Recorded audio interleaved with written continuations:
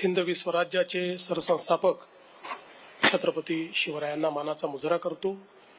भारतीय राज्यघटनेचे शिल्पकार भारतरत्न डॉक्टर बाबासाहेब आंबेडकर यांना मानवंदना अर्पित करतो। सिद्धिविनायक सेवा फाउंडेशनच्या वतीनं आज उद्घाटित झालेल्या श्री गंगाधरराव फडणवीस मेमोरियल डायग्नोस्टिक सेंटरच्या या लोकार्पण सोहळ्याला प्रमुख अतिथी म्हणून उपस्थित असलेले परमपूजनीय सरसंघचालकजी डॉक्टर मोहनजी भागवत, आपल्या सर्वांचे लाडके नेते आणि मार्गदर्शक माननीय नितीनजी गडकरी, आमच्या मातोश्री श्रीमती सरिता फडणवीस, माझे सहकारी चंद्रशेखरजी बावनकुळे, मंगल प्रभात लोढाजी, पंकज भोयरजी, आशिष जयस्वालजी, खासदार मायाताई उनाते, महापौर नीताताई ठाकरे, त्याचप्रमाणे ज्यांच्या संकल्पनेतून आणि ज्यांच्या मेहनतीतून हे सेंटर उभं राहिलं ते आमदार संदीपजी जोशी, त्याचप्रमाणे त्यांना समर्थपणे मदत करणारे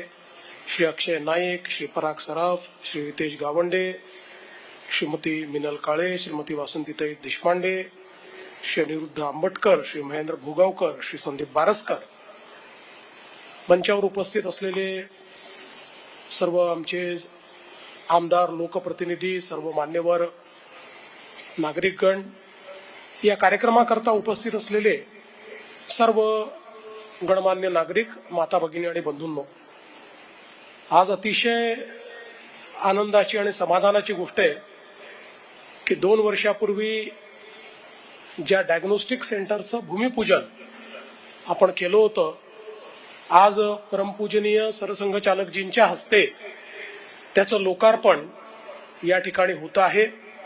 आणि अतिशय सुंदर असं हे डायग्नोस्टिक सेंटर, अतिशय आधुनिक अशा प्रकारच्या सर्व मशीन्स ज्याच्यामध्ये आहेत, सर्व सेवा सुविधा आहेत, असं हे डायग्नोस्टिक सेंटर आजपासनं आपल्या सर्वांच्या सेवेत रुजू होत आहे। खरं म्हणजे हे जे काही डायग्नोस्टिक सेंटर उभं राहिलं, याच्या पाठीमागे संपूर्ण जी मेहनत आहे ती संदीपजींची आहे। संदीपजींनी ही सगळी टीम उभी केली आणि या टीमच्या माध्यमातून अतिशय कमी वेळामध्ये हे डायग्नोस्टिक सेंटर उभं केलं। ज्यावेळी डायग्नोस्टिक सेंटरच्या संदर्भात त्यांनी मला सांगितलं की आपण असं ठरवलं होतं की एखादं चांगलं डायग्नोस्टिक सेंटर झालं पाहिजे, तर आता मी त्याचा पाठपुरावा करतोय, मी ते करतोय। आणि त्याला माझी इच्छा आहे की स्वर्गीय गंगाधररावजींचं नाव द्यायचं। त्यावेळी अर्थातच आम्ही यापूर्वी कधीच वडिलांच्या नावाने कुठलीही अशा प्रकारची वास्तू किंवा कुठल्या स्मृतीमध्ये कुठलं कार्य हे केलं नव्हतं। त्यामुळे याला आता परवानगी द्यायची नाही द्यायची असा एक प्रश्न नक्कीच मनामध्ये होता।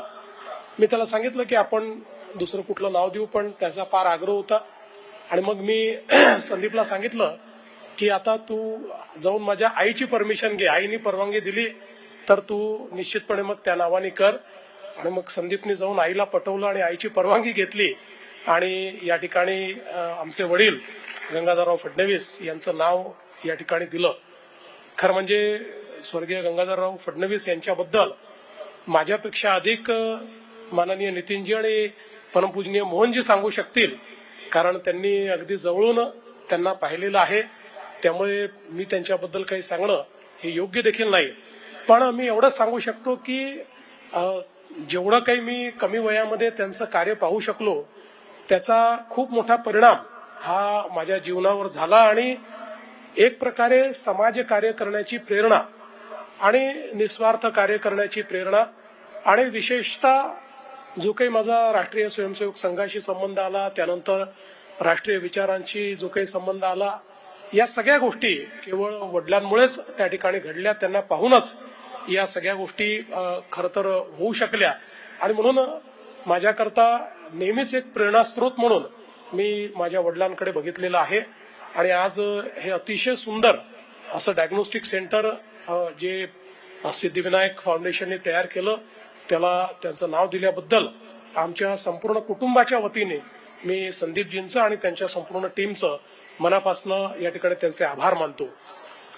हे जे काही डायग्नोस्टिक सेंटर तयार केलेलं आहे याच्यामध्ये सगळ्यात महत्वाचं आहे की अतिशय आधुनिक अशा प्रकारच्या सगळ्या मशीन्स उपलब्ध आहेत.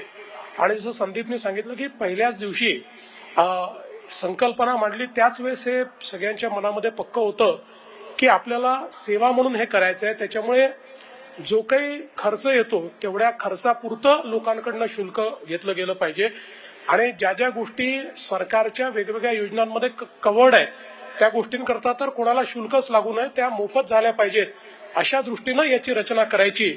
आणि त्या दृष्टीने संदीपने आपल्याला सांगितलं की अतिशय कमी शुल्कामध्ये या ठिकाणी या सगळ्या गोष्टी केल्या जात आहेत आणि डायलिसिस तर त्या ठिकाणी जवळपास निशुल्क आपण करतोय.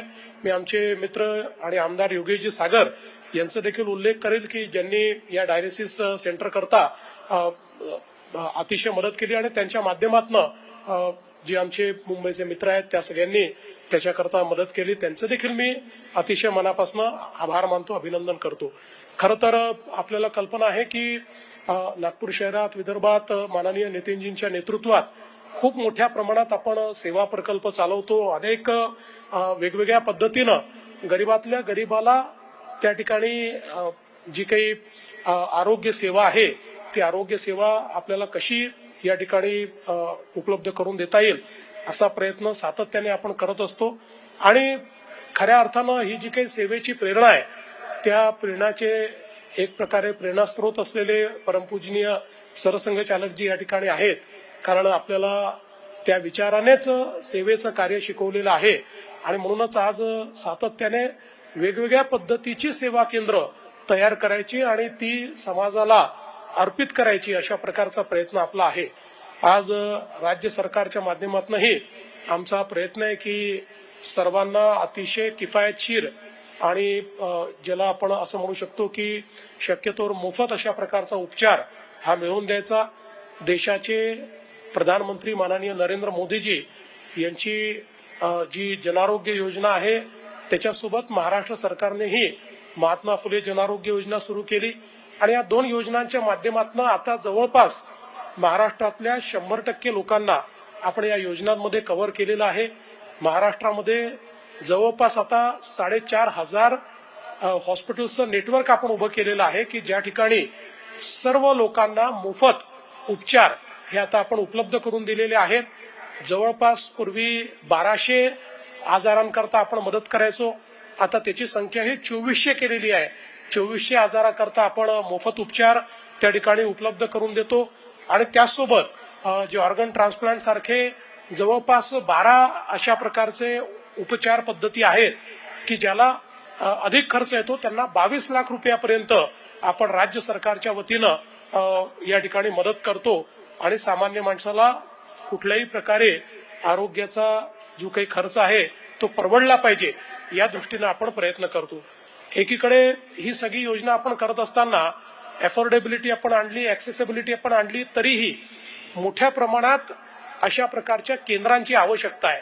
कारण या ज्या काही सुविधा आहेत या सुविधा सगळ्यांकरता उपलब्ध झाल्या पाहिजेत या दृष्टीनं मला असं वाटतं की ही केंद्र अत्यंत महत्वाची आहे आणि म्हणूनच सिद्धिविनायक प्रतिष्ठानच्या वतीनं हे जे केंद्र या ठिकाणी उपलब्ध झालेलं आहे त्यामुळे नागपुरातल्या जी काही आपले विशेषतः या सगळ्या भागातले दक्षिण असेल, पश्चिम असेल, दक्षिण पश्चिम असेल या भागातली जी मंडळी आहेत त्या मंडळी करता हे एक अतिशय चांगलं केंद्र म्हणून आपल्याला या ठिकाणी चालवता येईल आणि त्या दृष्टीने भविष्यात याचं अजून विस्तार आपल्याला कसा करता येईल हा देखील प्रयत्न संदीपजी निश्चितपणे करतील हा मला विश्वास आहे.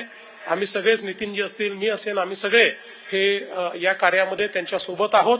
अतिशय उत्तम काम केल्याबद्दल सिद्धिविनायक सेवा फाउंडेशनच्या संपूर्ण टीमचं मी अतिशय मनापासून अभिनंदन करतो. पुढच्या सगळ्या त्यांच्या कामाला शुभेच्छा देतो आणि हे जे काही केंद्र आहे या केंद्राच्या माध्यमातून सामान्यातल्या सामान्य माणसाला आरोग्य मिळावं अशी ईश्वरचरणी प्रार्थना करून माझे 2 शब्द संपवतो. धन्यवाद. जय हिंद, जय महाराष्ट्र.